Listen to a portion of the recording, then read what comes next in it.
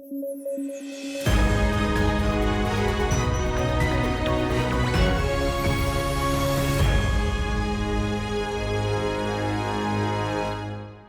News at 9 programme में आपका स्वागत है। मैं हूं अमृत उपाध्याय। आइए जल्दी से देखें आज की हेडलाइन। लद्दाख में शिवाजी महाराज की प्रतिमा की हुई स्थापना, एलएसी के नजदीक लगाई गई है प्रतिमा। लद्दाख के स्थानीय समुदाय ने दर्ज कराई आपत्ति। भारत में पहली बार हो रहा है fishing cat collaring project. Coringa wildlife sanctuary में किया जा रहा है प्रोजेक्ट। तैरने के लिए मशहूर है फिशिंग कैट। और हाउस होल्ड कंजम्पशन एक्सपेंडिचर सर्वे 2023-24 हुआ जारी। शहरी और ग्रामीण क्षेत्र के खर्चों में अंतर हुआ कम, ग्रामीण क्षेत्रों के खर्च में हुई वृद्धि। आइए शुरू करें। छत्रपति शिवाजी महाराज की प्रतिमा लद्दाख में पैंगोंग त्सो झील के किनारे स्थापित की गई है। प्रतिमा को इंडियन आर्मी के द्वारा 26 दिसंबर को स्थापित किया गया, लेकिन इसकी घोषणा 2 दिन के बाद की गई। प्रतिमा को 14,300 फीट की ऊंचाई पर चीन की सीमा के नजदीक लाइन ऑफ एक्चुअल कंट्रोल के पास से स्थापित किया गया है, लेकिन इसकी स्थापना को लेकर एक डिबेट शुरू हो गई है। डिबेट है लद्दाख की संस्कृति में छत्रपति शिवाजी महाराज के महत्व को लेकर। लद्दाख के स्थानीय नेताओं ने सवाल उठाए हैं कि छत्रपति शिवाजी महाराज की प्रतिमा स्थापना में स्थानीय समुदायों से इनपुट लिए जाने चाहिए थे। साथ ही लद्दाख की इकोलॉजी और पर्यावरण की यूनिकनेस में शिवाजी की प्रतिमा के महत्व पर भी सवाल खड़ा किया गया है। इसके अलावा आर्मी के कुछ रिटायर्ड सीनियर्स ने छत्रपति शिवाजी महाराज के बजाय डोगरा जनरल जोरावर सिंह की प्रतिमा को स्थापित किए जाने की बात कही है। छत्रपति शिवाजी महाराज की प्रतिमा को लेकर डिबेट भले ही हो रही हो, लेकिन ये लोकेशन और मौका दोनों बेहद अहम है। एक तो अक्टूबर में भारत और चीन के बीच पूर्वी लद्दाख में लाइन ऑफ एक्चुअल कंट्रोल यानी एलएसी पर 2 टकराव बिंदुओं डेमचोक और देपसांग से सैनिकों की वापसी को लेकर समझौता हुआ था, और पैंगोंग त्सो झील दोनों देशों की सीमा रेखा निर्धारित करने में अहम भूमिका निभाती है। देखिए, एलएसी यानी line of actual control Bharat और चीन के बीच विभाजन रेखा है, और इसके जरिए भारत और चीन के अधिकार वाले क्षेत्रों को अलग किया जाता है। एलएसी 3 सेक्टर्स में डिवाइडेड है: ईस्टर्न सेक्टर, मिडिल सेक्टर और western sector. Eastern sector Arunachal Pradesh और सिक्किम में, मिडिल उत्तराखंड और हिमाचल प्रदेश में, और वेस्टर्न सेक्टर लद्दाख में फैला है। एलएसी लद्दाख स्थित पैंगोंग त्सो लेक से गुजरती है। हम एक बार छत्रपति शिवाजी महाराज से जुड़े कुछ अहम तथ्यों पर भी नजर डाल लेते हैं। छत्रपति शिवाजी महाराज का व्यक्तित्व भारतीय शौर्य और साहस का प्रतीक है। उनके नेतृत्व में स्वतंत्र मराठा राज्य की स्थापना हुई थी। उनका जन्म वर्तमान महाराष्ट्र के पुणे जिले में शिवनेरी किले में हुआ था। उनके पिता का नाम शाहजी भोसले और माता का नाम जीजाबाई था। छत्रपति शिवाजी महाराज पर उनके गुरु समर्थ रामदास का बहुत प्रभाव था। उनके जीवन काल में पुरंदर की संधि बहुत महत्वपूर्ण है। यह संधि मुगलों की तरफ से सेनापति जयसिंह और शिवाजी के बीच हुई थी। बताते हैं कि उनका राज्याभिषेक काशी के प्रसिद्ध विद्वान गंगा भट्ट द्वारा रायगढ़ के किले में 1674 में किया गया था। छत्रपति शिवाजी महाराज ने छत्रपति की उपाधि धारण की थी। शिवाजी महाराज अपने विरोधियों के खिलाफ गुरिल्ला युद्ध कला का प्रयोग करते थे। गुरिल्ला एक युद्ध पद्धति है, इसे आम भाषा में छापेमार युद्ध भी बोलते हैं। इस युद्ध पद्धति में छोटी सैन्य टुकड़ियां शत्रु सेना के पीछे से आक्रमण कर बड़ा नुकसान पहुंचाती हैं। उनका प्रशासन 2 भागों में बटा था। एक भाग जो सीधे मराठों के अधीन था, उसे स्वराज कहते थे। वहीं दूसरा वो क्षेत्र जो मुगलों के अधीन था, लेकिन वहां चौथ की वसूली की जाती थी। एक लंबी तटरेखा के मालिकाना हक के बाद छत्रपति शिवाजी महाराज ने नौसेना बनाने पर ध्यान दिया। उन्हें समझ आ गया था कि एक मजबूत नौसेना ही समुद्र पर नियंत्रण दिला सकती है। मराठा प्रशासन में मंत्रिपरिषद को अष्टप्रधान के नाम से जाना जाता था। छत्रपति शिवाजी महाराज की मृत्यु 1680 में हुई थी। कुछ ही दिनों में फिशिंग कैट का दूसरा सेंसस पूरा होने वाला है। इस दौरान भारत में पहली बार फिशिंग कैट कॉलरिंग प्रोजेक्ट को अंजाम दिया जाएगा, और यह project Coringa wildlife sanctuary में किया जा रहा है। प्रोजेक्ट को लागू करने की जिम्मेदारी है देहरादून स्थित wild life institute of India की। देखिए, कॉलरिंग प्रोजेक्ट से मतलब है फिशिंग कैट्स को GIS टैग्ड कॉलर पहनाई जाएगी। इस कॉलर में अन्य सेंसर भी लगाए जा सकते हैं। फिशिंग कैट कॉलरिंग प्रोजेक्ट के मार्च या अप्रैल 2025 तक पूरा होने की भी संभावना है। इसके जरिए फिशिंग कैट के होम रेंज, व्यवहार, हैबिटेट, इकोलॉजी, फीडिंग हैबिट्स के बारे में पता चलेगा। देखिए, फिशिंग कैट बिल्ली परिवार का एक सदस्य है। बिल्ली परिवार के दूसरे सदस्य हैं जैसे बाघ इत्यादि के इतर। फिशिंग कैट्स जलीय पारितंत्र को अधिक पसंद करती हैं। ये जलीय पारितंत्र में शिकार करने में अभ्यस्त होती हैं। मछलियों को पकड़ने के लिए ये बिल्लियां तैरकर लंबी दूरी तय करती हैं। यह प्रजाति खासकर आर्द्र भूमियों और मैंग्रोव वनों में पाई जाती हैं। फिशिंग कैट्स भारत, श्रीलंका सहित नेपाल, थाईलैंड, म्यांमार, बांग्लादेश में भी पाई जाती हैं। भारत में फिशिंग कैट के वितरण की बात करें तो यह प्रजाति खास तौर पर पूर्वी घाट में पाई जाती है।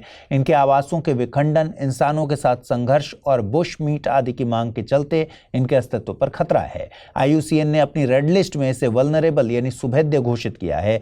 वहीं साइट्स की अनुसूची 2 में यह दर्ज है। बता दें कि Coringa wildlife century Bharat के दूसरे सबसे बड़े मैंग्रोव वनों के लिए प्रसिद्ध है। यह सेंचुरी आंध्र प्रदेश में स्थित है और यहीं पर कोरिंगा नदी बंगाल की खाड़ी में गिरती है। अगर आपका सपना है सिविल सेवा परीक्षा की तैयारी में सफलता हासिल करना और IAS बनना, तो study IQ IAS Hindi team आपके लिए लेकर आई है एक अनूठा अवसर, P2I बैच। ये बैच एक वन स्टॉप सॉल्यूशन है जो आपकी UPSC की पूरी तैयारी को सिस्टमैटिक और रिजल्ट ओरिएंटेड बनाता है। इसमें शामिल हैं 1000+ घंटे की लाइव क्लासेस जो आपको हर विषय की गहराई तक ले जाएंगी।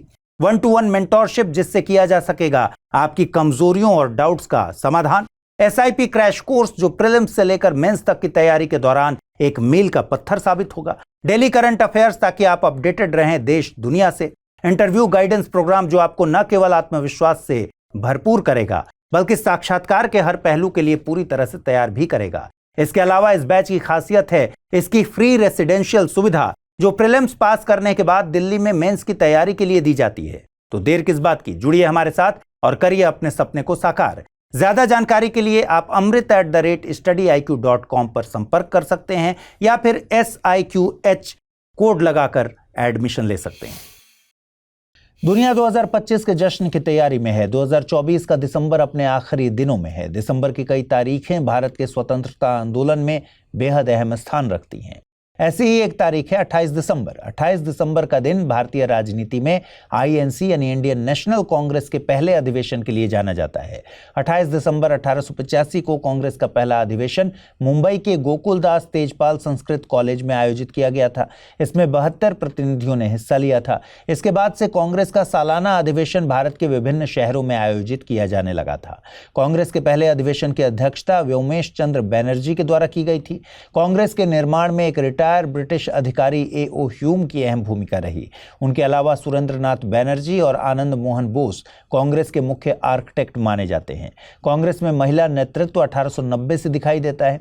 कलकत्ता विश्वविद्यालय की पहली महिला ग्रेजुएट कादम्बिनी गांगुली ने 1890 में कांग्रेस को संबोधित किया था। कांग्रेस की पहली महिला अध्यक्ष एनी बेसेंट थी। उन्होंने 1917 में कलकत्ता में आयोजित 32वें अधिवेशन की अध्यक्षता की थी। सरोजनी नायडू कांग्रेस की पहली भारतीय महिला अध्यक्ष थीं। उन्होंने 1925 में कानपुर में आयोजित कांग्रेस के 40वें अधिवेशन की अध्यक्षता की थी। महात्मा गांधी ने 1924 में बेलगाम में आयोजित कांग्रेस के 39वें अधिवेशन की अध्यक्षता की थी। कांग्रेस के पहले मुस्लिम अध्यक्ष बदरुद्दीन तैयबजी थे। उन्होंने मद्रास में आयोजित कांग्रेस के 3रे अधिवेशन की अध्यक्षता की थी। कांग्रेस के गठन से राष्ट्रीय स्वतंत्रता आंदोलन को एक संगठित रूप हासिल हुआ। आगे चलकर कांग्रेस राष्ट्रीय स्वतंत्रता आंदोलन की अगुवा बनी। Ministry of statistics and programme implementation MOSPI ने household consumption expenditure survey जारी किया है। सर्वे के मुताबिक ग्रामीण क्षेत्रों में शहरी क्षेत्रों के मुकाबले खर्च तेजी से बढ़ रहा है। सर्वे की माने तो शहरी और ग्रामीण क्षेत्रों के बीच खर्च में जो अंतर था वो भी कम हो गया है। 2023-24 में यह अंतर घटकर 69.7% रह गया है, जो कि 2022-23 में 71.2% के करीब था। मतलब ये कि ग्रामीण इलाकों के लोग शहरी क्षेत्रों की तुलना में ज्यादा खर्च कर रहे हैं। इससे अनुमान यह भी लगाया जा रहा है कि शहरी क्षेत्रों में आमदनी कम हुई है या आय के सोर्सेज में कमी दर्ज की गई है, क्योंकि किसी भी क्षेत्र में खर्च तभी संभव है जब आय हो। बिना आय के खर्च कम या न के बराबर होता है। अगर एब्सोल्यूट टर्म्स में देखें तो ग्रामीण क्षेत्रों में एक ग्रामीण परिवार में औसतन एक व्यक्ति ने खाने पीने के सामान पर 1939 रुपये खर्च किए थे। वहीं शहरी क्षेत्रों में यह आंकड़ा 2776 रुपये के करीब है। ग्रामीण क्षेत्रों में एक व्यक्ति ने नॉन फूड आइटम्स पर 2183 रुपये खर्च किए हैं। वहीं शहरी क्षेत्रों में आंकड़ा 4220 रुपये के करीब है। फूड आइटम्स में अगर कैटेगरी वाइज खर्च देखें तो शहरी और ग्रामीण दोनों ही क्षेत्रों में सबसे ज्यादा धन रिफ्रेशमेंट और प्रोसेस्ड फूड आइटम्स पर किया गया है। दूसरे नंबर पर दूध और दूध से बने उत्पादों पर और तीसरे नंबर पर सब्जियों पर खर्च किया गया है। आइए देखते हैं आज का टर्म ऑफ द डे।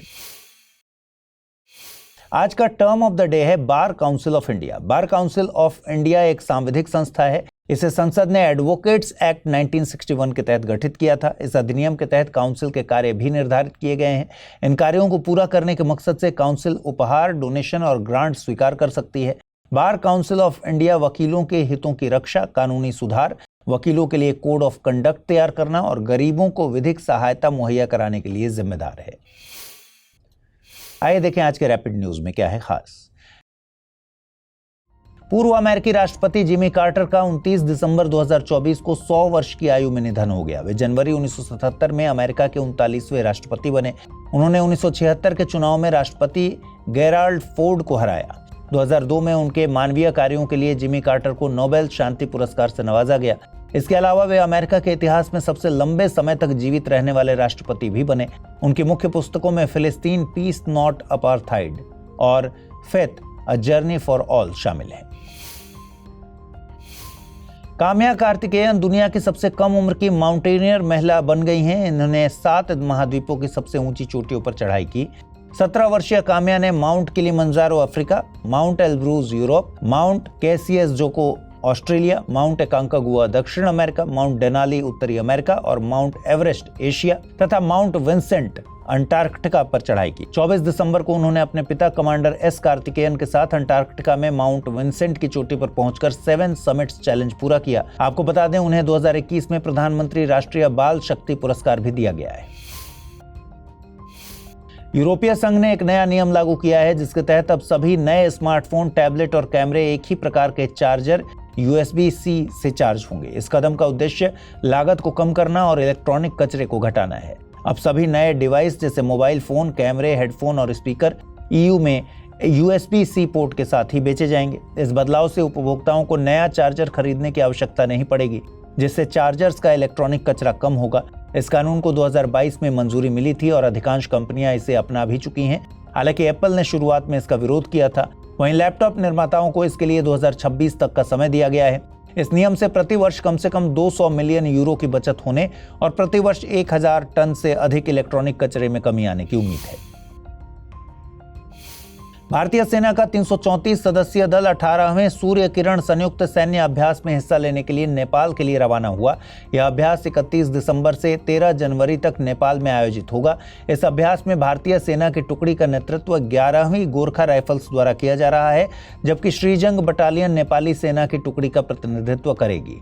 रक्षा मंत्रालय के अनुसार इस अभ्यास का मकसद जंगल जैसे दुर्गम क्षेत्रों में युद्ध, पहाड़ी इलाकों में आतंकवाद रोधी अभियान और मानवीय सहायता तथा आपदा राहत में अंतर संचालन क्षमता को बढ़ाना है। साथ ही इस अभ्यास के दौरान ऑपरेशनल तैयारी, चिकित्सा प्रशिक्षण, एविएशन और पर्यावरण संरक्षण पर भी ध्यान दिया जाएगा। गुजरात के मुख्यमंत्री भूपेंद्र पटेल ने हाल ही में स्वर यानी speech and written analysis resource platform launch किया। यह नागरिकों के लिए एक नई सुविधा है जो भाषाई समस्याओं को दूर करने में मदद करेगी। इसे मुख्यमंत्री कार्यालय और इलेक्ट्रॉनिक्स मंत्रालय की टीम ने मिलकर विकसित किया है। इस प्लेटफॉर्म में स्पीच टू टेक्स्ट जैसे फीचर्स हैं, जिससे नागरिक अब अपना संदेश बोलकर भेज सकते हैं। स्वर प्लेटफॉर्म आर्टिफिशियल इंटेलिजेंस का उपयोग करता है। इससे नागरिक आसानी से अपनी समस्याएं और आवेदन भेज सकेंगे। चीन ने CR-450 नामक एक नई हाई स्पीड बुलेट ट्रेन का प्रोटोटाइप बनाया है, जिसने टेस्ट रन में 450 किलोमीटर प्रति घंटा की गति से नया वर्ल्ड रिकॉर्ड स्थापित किया। यह ट्रेन CR-400 ट्रेन से तेज है, जो 350 किलोमीटर प्रति घंटा की गति से चलती है। CR-450 ट्रेन ने परीक्षणों में ऑपरेशनल स्पीड, ऊर्जा दक्षता, शोर स्तर और ब्रेकिंग दूरी जैसे मानकों को पूरा किया है। इसमें 4000 से अधिक सेंसर और उन्नत आपातकालीन ब्रेकिंग सिस्टम है। आपको बता दें, चीन का हाई स्पीड रेल नेटवर्क करीब 46,000 किलोमीटर से ज्यादा फैल चुका है और CR-450 के आने से शहरों के बीच यात्रा समय में कमी आएगी। भारत का पड़ोसी देश पाकिस्तान बिजली उत्पादन के लिए अपना सबसे बड़ा परमाणु संयंत्र बनाने जा रहा है। खबर है कि देश की परमाणु ऊर्जा नियामक एजेंसी ने इसके लिए लाइसेंस जारी कर दिया है। पाकिस्तान परमाणु नियामक प्राधिकरण यानी PNRA ने चश्मा परमाणु ऊर्जा संयंत्र इकाई 5 यानी C5 के निर्माण के लिए लाइसेंस जारी किया है। 1200 मेगावाट क्षमता के साथ यह पाकिस्तान का सबसे बड़ा परमाणु संयंत्र बनेगा। आइए जल्दी से देखें बुलेटिन पर आधारित प्रश्न। पहला सवाल है, निम्नलिखित कथनों पर विचार कीजिए। सूर्य किरण संयुक्त सैन्य अभ्यास का आयोजन 31 दिसंबर से 13 जनवरी के बीच राजस्थान में किया गया था। सूर्य किरण सैन्य अभ्यास का आयोजन भारत और नेपाल के बीच किया जाता है। उपर्युक्त में से सही कथन या कथनों का चुनाव कीजिए। केवल एक, केवल दो, एक और दो दोनों, न तो एक नहीं दो। अगला प्रश्न है, निम्नलिखित कथनों पर विचार करें। भारतीय राष्ट्रीय कांग्रेस की प्रथम महिला अध्यक्ष सरोजनी नायडू थी। भारतीय राष्ट्रीय कांग्रेस के प्रथम मुस्लिम अध्यक्ष बदरुद्दीन तैयबजी थे। उपर्युक्त कथनों में से कौन सा या से सही है या है? केवल एक, केवल दो, एक और दो दोनों, न तो एक नहीं दो। आइए देखें पिछले बुलेटिन में मैंने क्या सवाल पूछे थे, उनके सही जवाब क्या है। पहला सवाल, आंध्र प्रदेश में मदनपल्ली के संदर्भ में निम्नलिखित में से कौन सा कथन सही है? पिंगली वेंकैया ने यहां भारतीय राष्ट्रीय ध्वज तिरंगे को डिजाइन किया। पट्टाभी सीतारमैया ने यहां से आंध्र क्षेत्र में भारत छोड़ो आंदोलन का नेतृत्व किया। रविंद्रनाथ टैगोर ने यहां पर राष्ट्रगान का बांग्ला से अंग्रेजी में अनुवाद किया। या फिर मैडम ब्लावत्स्की और कर्नल ऑलकॉट ने यहां सबसे पहले थियोसॉफिकल सोसाइटी का मुख्यालय स्थापित किया। सही जवाब है विकल्प सी, यानी रविंद्रनाथ टैगोर ने यहां पर राष्ट्रगान का बांग्ला से अंग्रेजी में अनुवाद किया। और अगला प्रश्न था, मियावाकी पद्धति किसके लिए विख्यात है? वाणिज्यिक कृषि का संवर्धन, शहरी क्षेत्रों में लघु वनों का सृजन, समुद्री सतहों पर पवन ऊर्जा का संग्रहण, जेनेटिकली मॉडिफाइड फसलों को बढ़ावा देना। सही जवाब है विकल्प बी, यानी शहरी क्षेत्रों में लघु वनों का सृजन। तो आज इस बुलेटिन में इतना ही। कल रात 9 बजे आपसे फिर से मुलाकात होगी। ख्याल रखिए अपना, ठीक से पढ़ाई कीजिए। अगर आप इस बुलेटिन की PDF हासिल करना चाहते हैं, अमृत उपाध्याय 007 टेलीग्राम चैनल है जिस पर इसकी PDF रोजाना मिलती है। नमस्कार।